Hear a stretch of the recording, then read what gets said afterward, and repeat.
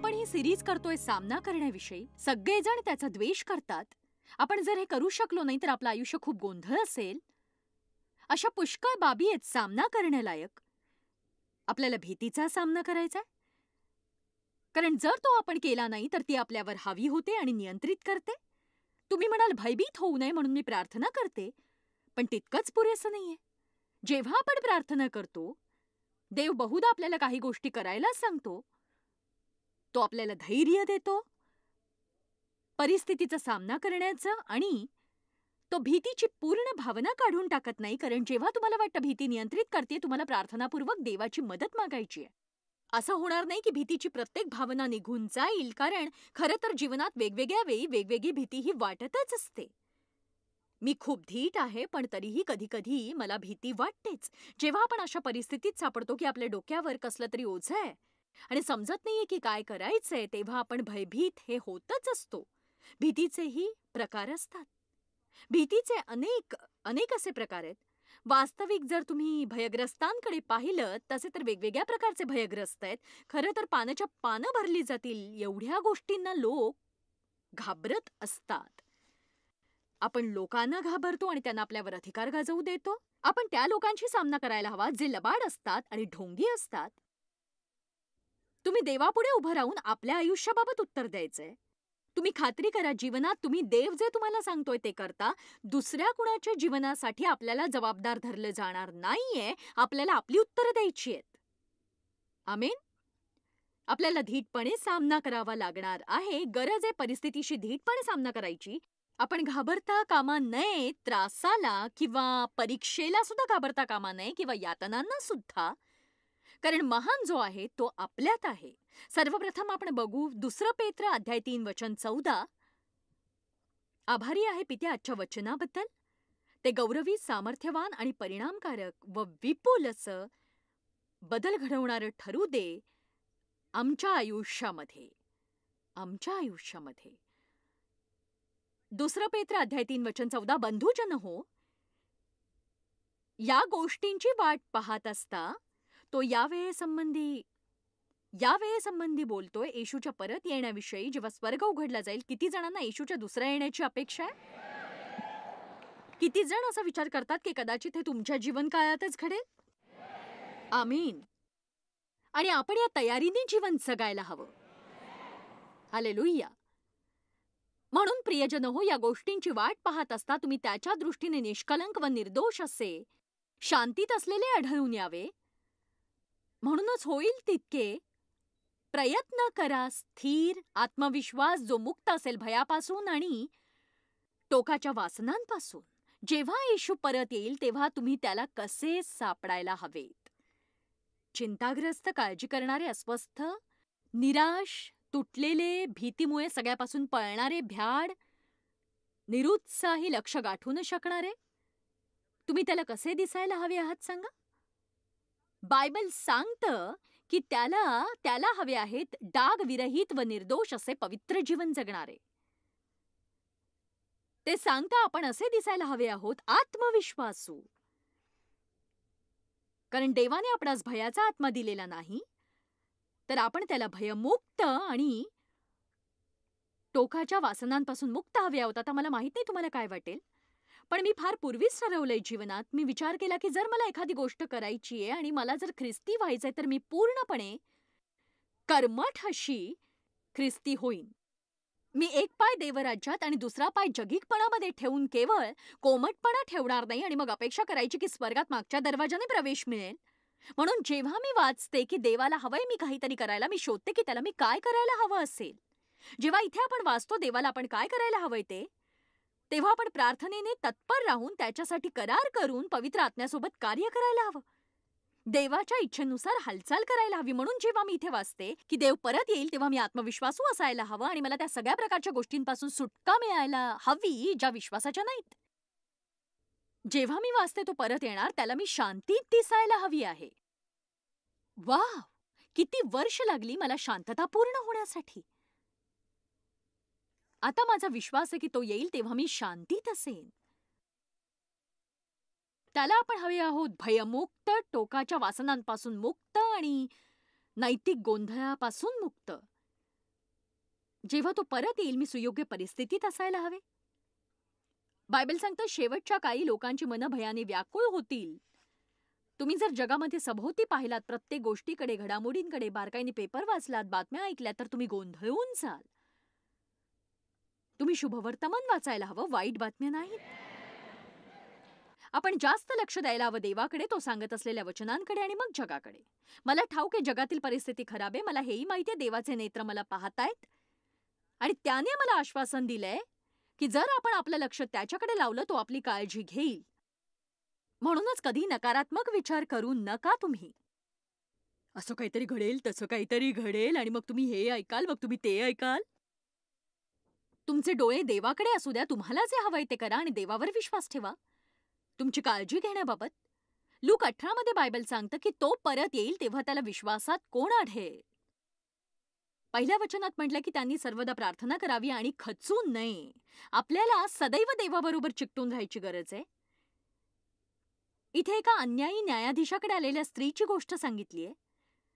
तिला कशासंबंधी न्याय हवा आहे आणि न्यायाधीश तिच्याकडे लक्ष द्यायला तयार नाही, पण ती त्याच्या मागे लागलीये.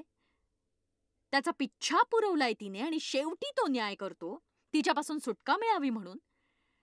आणि नंतर असं सांगितलंय की अन्यायी न्यायाधीश जर शेवटी तसं करतो तर आपला न्यायी देव काय करील. जे टाकून आणि सोडून द्यायला नाकारतात त्यांच्या संबंधाने मी एक सांगू, सोडून देण्यासाठी खास हुशारीची गरज नसते. म्हणजे मी काम सोडून द्यायचा धाक दाखवायचे आठवड्यातून 3-4 वेळेला आणि मला खात्री आहे त्याचा देवावर काही परिणाम झाला नसेल. पण सोडून देणाऱ्या ख्रिस्तींबाबत मला दुःख होतं. सोडून द्यायला फार मोठं कौशल्य लागत नाही. सोडून द्यायला तुमचं तारण होण्याची गरज नाही. सोडण्यासाठी तुम्हाला काहीही करण्याची गरज नसते. कुणीही सोडू शकतं.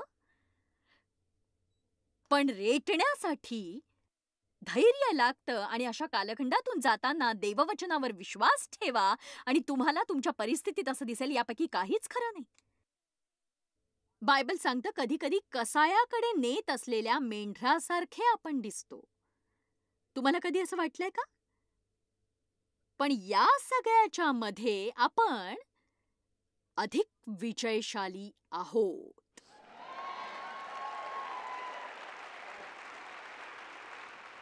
तुम्हाला जेत्यापेक्षा महान असणं म्हणजे काय ठाऊक आहे? ही माझी स्वतःची व्याख्या आहे. ही जॉयसच्या शब्दकोशातली व्याख्या आहे. जेत्यापेक्षा महान असणं याचा अर्थ माझ्या मते तुम्ही तुमच्या समस्येत सापडण्यापूर्वीच तुम्हाला विजय मिळालेला आहे. एक सांगू की युद्ध सुरू होण्यापूर्वीच तुम्हाला विजय मिळालेला आहे. असं का? कारण तुम्ही पुस्तकाचा शेवट आधीच वाचलाय. तुम्हाला ठाऊक आहे विजयी कोण येते. म्हणजे खरोखर प्रामाणिकपणे आपण आपलं जीवन या प्रकारे चालवलं तर आपण नापास होऊ शकत नाही. तुम्हाला दुसरा पर्यायच नाहीये. आपण नापास होणार नाही. तुम्ही काही बाबींमधून जात असाल, तुम्ही विचार केला त्यापेक्षा जास्त काय लागत असेल, तुमच्या कल्पनेपेक्षा कठीण असेल, पण शेवटी सौम्य व्यक्तीकडेच देवाच्या अभिवचनाचा वारसा असतो. आमेन. आणि जरी हे संपल्यासारखं वाटेल तरी हे संपलेलं नाहीये. देवाचा आणि ख्रिस्ती लोकांचा अनादर बघून मी कंटाळून गेले आहे खरंच. आणि देवाचा अनादर करायचं कारण म्हणजे पुष्कळ वेळा ख्रिस्ती लोकांचं वागणं. आपल्याला गरज आहे आत राहण्याची किंवा बाहेर राहण्याची किंवा सोडून देण्याची, पण देव कार्य करेल. आपण स्वतःला ख्रिस्ती म्हणवतो म्हणजेच ख्रिस्ताचे अनुयायी, मग त्याप्रमाणे आपण वागायला हवं. कुणी आमेन म्हणणारे का आज? भीती हा शेवट आहे, पण भरवसा नेहमीच भविष्य दर्शवतो. भीती सैतानासाठी दरवाजा उघडते आणि भरवसा देवासाठी दरवाजा उघडत असतो. मी परत एकदा सांगेन, भीती हा सगळ्याचा शेवट आहे. भरवशाला नेहमीच भविष्य आहे. योहान 11 मध्ये असलेलं हे वचन मला खरोखर खूप आवडतं. येशूने लाजाराला मरणातून उठवले याचा हा वृत्तांत आहे. आपण ती सगळी गोष्ट पाहणार नाही. वचन 11:40 म्हणतं, तू विश्वास ठेवशील तर देवाचे गौरव पाहशील. असे मी तुला सांगितले नव्हते काय? जर तू फक्त विश्वास ठेवशील, पुष्कळदा परिस्थितीत करण्याजोगा उपाय आपल्याला सापडत नाही. पण एक गोष्ट करा, विश्वास ठेवा तुम्ही. तुम्ही विश्वासात राहू शकता. खरं तर अविश्वास आणि शंकेमध्ये सापडणं खूपच सोपं आहे. घाबरून जाणं खूप सोपं आहे आणि म्हणून मी ऑफिसमध्ये बसते, तिथे माझ्यासमोरच हा बोर्ड ठेवला आहे मी. अगदी माझ्या खुर्चीच्या समोरच, आणि प्रत्येक वेळी मी वाचत असताना किंवा देवाबरोबर वेळ घालवत असताना माझं तिकडे लक्ष जातं. मी तो विश्वास पाहते, कारण मला आठवण राहते की एक गोष्ट देव मला करायला सांगतोय आणि जर जर मी ती केली, देव मला दाखवून देईल. दुसरी गोष्ट कधी करायची आणि ती करण्यासाठी तो मला कृपा पुरवील, जे काही त्याने मला करायला सांगितलं त्यासाठी. विश्वास तुम्हाला देवाच्या विश्रामात प्रवेश देण्याचं कारण होतो आणि देवाच्या विश्रामात न जाण्याचं काहीच कारण नाहीये. हो, नक्कीच नाही. जर तुम्ही देवाच्या विश्रामात आहात, तर तुम्हाला ठाऊक आहे देव काहीतरी करणार आहे. काय, कसं आणि केव्हा याची काळजी करू नका तुम्ही, खरंच नाही. त्याचा तुमच्यावर काही परिणाम होणार नाही, कारण तुम्हाला आत्मविश्वास आहे की देव विश्वासू आहे आणि जेव्हा योग्य वेळ असेल, तुमची वेळ नाही, देवाची वेळ, जेव्हा योग्य वेळ असेल, देव त्याचं कार्य करेल. मला वाटतं तुम्ही सुद्धा असा फलक बनवून घ्यावा आणि पुष्कळ अशा जागा असतील जिथे हे सामान मिळू शकेल. सरळ एक पुठ्ठा घेऊन असा आकार कापा आणि त्याला रंग फासून द्या आणि भिंतीवर लावा. पण न घाबरण्यासाठी तुमच्या डोळ्यासमोर काहीतरी असू द्या. शंकेमध्ये किंवा अविश्वासात प्रवेश न करण्यासाठी, गोष्टींपासून न पळण्यासाठी, उलट देवावरील विश्वासाला सुरुवात करण्यासाठी फक्त विश्वासच.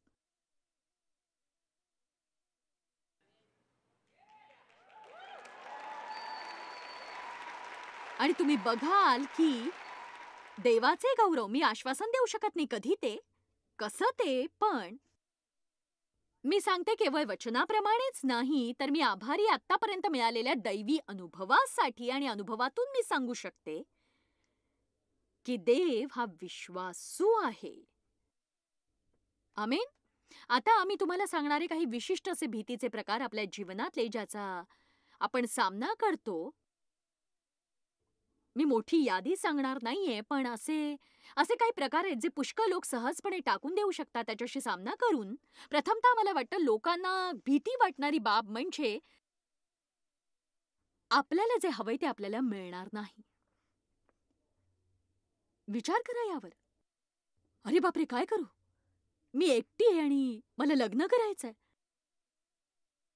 आयुष्यभर मला मला एकटंच राहावं लागलं तर काय होईल मग?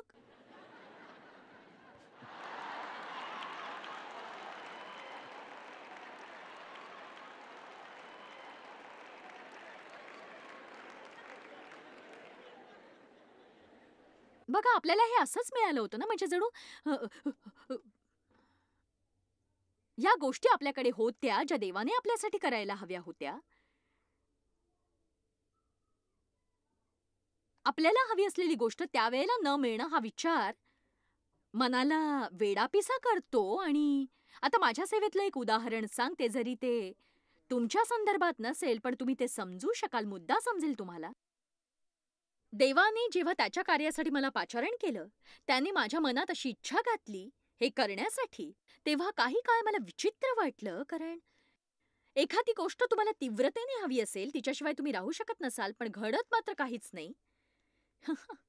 किती जणांना समजतंय मी आत्ता कुठे आहे ते? म्हणजे असा बिंदू असतो निराश करणारा, की जाहीर रीतीने तो थुंकून टाकता येत नाही. आणि त्या वर्षांमध्ये हे खूप अवघड होतं, कारण देवाने असा ताबा घेतला होता, की मी तो सोडूही शकत नव्हते. त्यावेळी त्याचं कारण कळलं नव्हतं, पण आता कळतंय मला, की माझ्या स्वभावात असलेले दोष तो हाताळत होता आणि तो मला पुढे जाऊ देत नव्हता. मी सोडूही शकत नव्हते आणि पुढेही जाऊ शकत नव्हते. मला यशही मिळत नव्हतं आणि मी यशस्वीही होत नव्हते. या सगळ्याच्या मध्यात कुठेतरी मी होते. मी भरडली जात होते. एके दिवशी मी योहान 21 वाचत होते, जिथे येशू पेत्राला विचारतो, की "पेत्रा, तू माझ्यावर प्रीती करतोस?" "हो प्रभू, तुला ठाऊक आहे मी करतो." "पेत्रा, माझ्यावर प्रीती करतोस?" "हो प्रभू, तुला ठाऊक आहे." तिसऱ्यांदा तो विचारतो, "पेत्रा, प्रीती करतोस?" "हो देवा, तुला ठाऊक आहे मी तुझ्यावर प्रीती करतो." आणि मग मी पुढे जाऊन राहिलेलं वाचून काढलं. मला खात्री करायची त्यांना सांगण्यापूर्वी, ते वचन दाखवण्याआधी. मला वाटतं ते वचन 18 आहे. योहान अध्याय 21 वचन 18.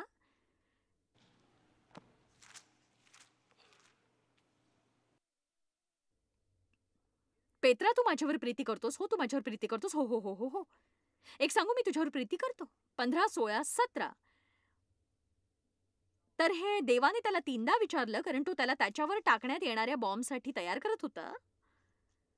वचन 18, मी तुला खचितपणे सांगतो, खूप गंभीरपणे सांगतो, जेव्हा जेव्हा तू तरुण होतास,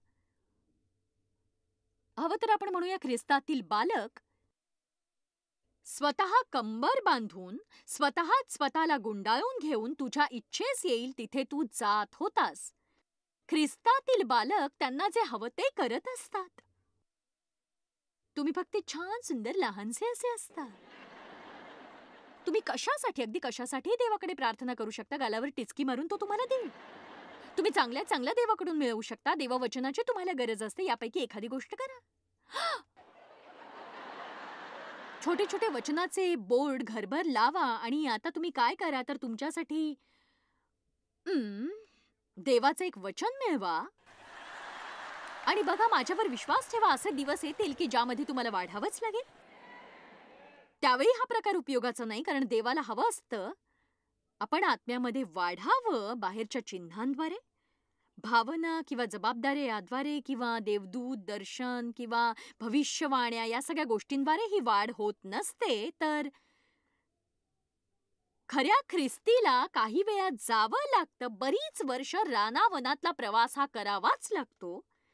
तरी देखील उत्तम प्रकारे देवाला ओळखण्याच्या बिंदूपर्यंत तुम्ही पोहोचता आणि रानातला प्रवास जाणवतही नाही. तर मग जॉयस, देव तुला काय सांगतोय? मला नाही माहित. चल उठ आणि कामावर जा तू. कुणासाठी तरी आशीर्वादित हो. कधी कधी पुष्कळ काळ लोटला तरी देव खास असं काही सांगत नाही. तू काय करीत आहेस? मी शेवटचीच गोष्ट करत आहे, तो म्हणाला. काय?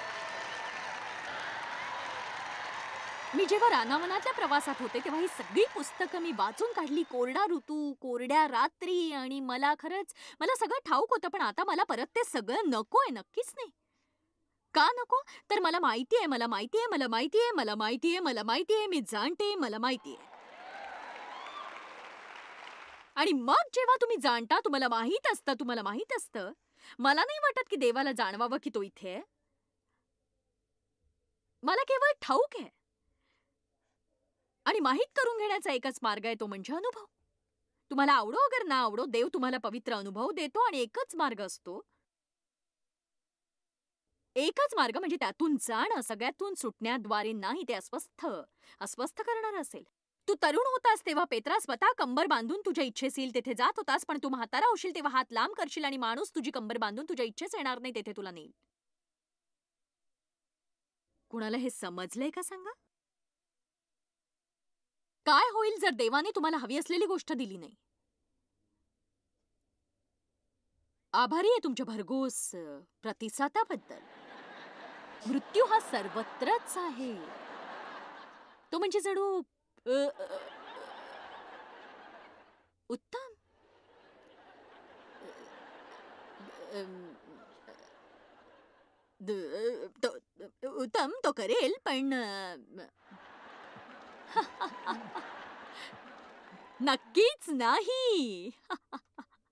कारण कदाचित तुम्हाला काय हवंय, तुम्ही विचार करत असाल जगातील वाईटात वाईट गोष्ट हवी असल्याचा, आणि तुम्हाला ते माहितही नसेल अजूनपर्यंत. तर भीती हा पूर्णविराम आहे आणि त्याद्वारे शत्रूला तुमच्या जीवनात कार्य करायला वाव मिळतो, पण भरवसा देवाच्या कार्यासाठी दार उघडतो आणि भवितव्य दाखवतो. ही एक चांगली बातमी आहे. लक्षात ठेवा की भीती सगळ्याचा शेवट आहे, पण भरवसा हा दरवाजा उघडतो देवासाठी तुमच्या जीवनात कार्य करायला. थोडा वेळ आमच्या सोबत राहा. परत येऊ तेव्हा जिंजर आपल्या सोबत असणारे प्रोत्साहित करणाऱ्या संधीबाबत बोलण्यासाठी आणि भेटी देण्यासाठी. तुम्ही ख्रिसमसच्या महान भेटी संदर्भात विचार करताय का? तसंच जॉयस मायास मिनिस्ट्रीला मदत करण्याचा विचार करताय का? मग तुम्ही विचार करू शकता आमच्या हँड ऑफ होपच्या गिफ्ट कॅटलॉगचा. माझ्यासोबत जिंजर आहे आणि त्या बाबतीत ती अधिक विस्ताराने माहिती देईल. ठीक आहे जिंजर, गिफ्ट कॅटलॉग जो लोकांसाठी उपलब्ध आहे त्या बाबतीत जरा माहिती सांगशील का तू? मला ही सगळी कल्पना आवडली. मी सांगते, मला ख्रिसमस शॉपिंग खूप आवडतं. लोकांसाठी भेटी घ्यायलाही आवडतं. मला वाटतं ही खूप आनंदाची बाब आहे. माझी प्रार्थना आहे, एखाद्याला त्याच्या आवडीच्या भेटीद्वारे आशीर्वाद मिळावा. मला माहीत आहे हे खूप कठीण आहे. जेव्हा तुम्हाला कळत नाही बरोबर. काय घ्यावं, तेव्हा तुम्ही गोंधळून जाता. काही वर्षांपूर्वी एकदा माझे सासरे म्हणाले होते, "मला काहीही ख्रिसमसचं गिफ्ट नको आहे." त्याची काहीही गरज नाहीये. आणि आम्ही जणू आता काय करायचं? आणि मग असा विचार केला, की जर ते कुणा एखाद्या गरजू माणसाकडे गेलं तर? त्यामुळे आपल्याला काही करण्याची संधी मिळेल. त्या व्यक्तीच्या सन्मानासाठी काहीतरी करण्याची, हे कार्य करण्याची काळजी करणाऱ्या मिनिस्ट्रीला मग देण्याद्वारे. तुम्ही त्यांना सांगितलं की त्यांच्या नावाने तुम्ही काय केलंय ते? बरोबर, अगदी बरोबर. मला वाटतं हे हे सगळं चांगलं आहे. असंच आहे. हो, ही एक वेगळी अशी संधी आहे कारण आजकाल बऱ्याच जणांकडे खूप काही असतं गरजेपेक्षा अधिक आणि त्याचं काय करायचं? सामान, सामान, अधिक सामान. काही लोक म्हणतील की मला कृपया भेटवस्तू देऊ नका, दुसऱ्या कुणाला आशीर्वादित करा. मग त्या त्या व्यक्तीवर पैसे खर्च न करण्याची संधी साधून का नाही की तुम्ही मिनिस्ट्रीला मदत कराल, जी काळजी घेते अशा लोकांची आशीर्वादित होण्यासाठी आणि दुसरं एक गोष्ट म्हणजे लोकांकडे देण्यासाठी काही नसतं, पण देण्याचं त्यांचं मन असतं आणि एक सांगू का तुम्हाला म्हणजे तुलाही ठाऊक आहे, की जेव्हा आपण आव्हान करतो सेवेसाठी, लोक म्हणतात, की "आम्हाला यायचंय, पण देण्यासाठी माझ्याकडे काही नाही." जर तुम्हाला खरंच असं वाटत असेल, तर तुम्ही लोकांना सांगू शकता, की "तुम्ही माझ्यासाठी खरंच काहीही खरेदी करू नका आणि माझ्यासाठी न घेता तुम्ही ते सेवाकार्यासाठी दिलंत, तर मला आनंद वाटेल." माझ्या नावाने आणि निश्चितच बघा आम्हालाही खूप आनंद होईल. खात्रीशीरपणे या भेटी आम्ही मिनिस्ट्रीद्वारे योग्य लोकांपर्यंत पोहोचवू. पण जसं तू तू म्हणालीस तसा एक वेगळा मार्ग आहे. लोकांना देण्यासाठी वेगवेगळे मार्ग हवे असतात आणि मला वाटतं की लोक वैतागून जातात. भेटवस्तू शोधता, कारण त्यांना वाटतं त्यांच्याकडे आधीच असेल आणि या गोंधळात त्यांना कळत नाही काय हं, हं. करायचं ते. आणि जर तुम्ही या मार्गाने करू शकलात, तर निश्चितच फरक पडेल. कुणाचं तरी जीवन आनंदी होईल. त्याने फरक बरोबर. पडतो आणि आमच्या कुटुंबाला खूप आनंद होतो. आमच्या मुलांना देण्याविषयी पुष्कळ शिकायला मिळतं. देण्याचे अनेक मार्ग आहेत आणि हं, बरोबर. आमच्यासाठी ही संधी आहे. म्हणाला, की ह्या मार्गाने आम्ही गुंतवणूक केलेली आहे, ह्या परिस्थितीमध्ये. कशाही प्रकारे अन्नाद्वारे किंवा पाण्याच्या विहिरीद्वारे, कोणत्याही प्रकारे असो. आणि कशा प्रकारचं कार्य करायचं हँड ऑफ होपच्या गिफ्ट कॅटलॉगद्वारे याची निवड जागेसहित तुम्ही करायची आहे. तुम्ही सगळ्या प्रकारचे वेगळे पर्याय निवडू शकता. हे आमचं मदत कार्य आहे. हँड ऑफ होप हे हो, बाहेरचं मदत कार्य आहे आमचं. अगदी. हो आणि तुम्ही हा लहानसा कॅटलॉग पाहू शकता किंवा ऑनलाईन पाहून निवडही करू शकता. कोणत्याही विभागातली ह्या माणसाविषयी अधिक काळजी करायची, कदाचित देह व्यापारातील सुटकाही असू शकते. किंवा किंवा तुम्ही उपाशी मुलांना जेवू घालत असाल किंवा ज्यांनी डॉक्टर पाहिलाच नाही त्यांच्यासाठी वैद्यकीय मदत करत अगदी असाल. बरोबर. तुम्ही निवड करू शकता त्यांच्यासाठी कशाचीही. तुम्ही रक्कम निवडू शकता. तुम्हाला आवडेल तितकी, तुम्हाला हवी तितकी आणि मग आम्ही तुम्हाला कार्ड पाठवू जे तुम्ही त्यांना पाठवाल. त्यामुळे त्यांना कळून येईल भेटी संदर्भात. त्यांना बरोबर. वेबसाईटविषयी सांगण्यात येईल. त्यांना ताबडतोब कळून येईल, की काय घडलंय. किंवा तुम्हाला असं म्हणता यायला हवं, की "बघ तुला तुला भेटवस्तू नको होती म्हणून आम्हाला तुला जे द्यायचं होतं ते आम्ही एका देणगीद्वारे दिलं आणि आम्ही अनाथालयाला देणगी दिली आहे तुझ्या नावाने." म्हणजेच जरी तुम्हाला भेटवस्तू नको असेल, तरी तुम्ही ती इतरांना देऊ आणि शकता. काही वेळेस आपण हे करू शकतो इतर कोणत्याही खूपच व्यक्तीसाठी छान, खूप थोड्याफार छान. प्रमाणात. जसं की मला ठाऊक आहे त्यांना ही कँडी बरोबर, आवडते किंवा बरोबर. अजून काही हं. असू शकतं. हे असं सगळं एकत्र केल्यावर लहानसं छान पॅकेज तयार होईल. आजकाल लोक नवीन योजना पाहत असतात आणि मला ठाऊक आहे की वेळेच्या बाबतीत जरा विशेष असे आरामात असतात आणि हो. म्हणून ते काहीही करून इतरांना आशीर्वादित करण्याचा विचार करतात आणि अशा प्रकारे जो आजवर हो, कोणी निवडला त्यामुळे नसेल. खूप मोठा फरक पडतो. खूपच छान. आभारी आहे जिंजर. मला वाटतं तुम्हाला खूप आनंद झाला असेल हा कार्यक्रम बघून आणि आम्हालाही आनंद झालाय की तुम्ही आमचे सहभागी आहात. देवाची स्तुती असो.